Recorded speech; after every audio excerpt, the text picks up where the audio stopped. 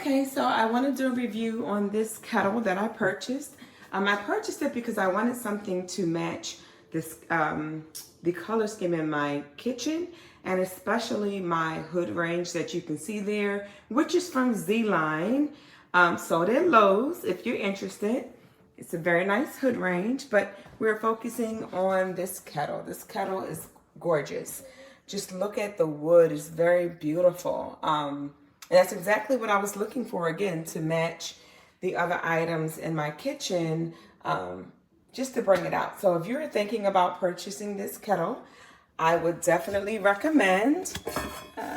I don't plan to really use it to cook anything, but it is very nice on the inside as well. It's the first time I actually looked in it. Very nice. But I don't plan to cook anything. It is purely, to make any hot water in it. It's purely for decoration purposes only. If you're thinking about getting it, you should get it. That hammered look is absolutely stunning. Let me turn it around to the front for you guys so you can see. Yes, it's just gorgeous. Adds a beautiful touch to my kitchen.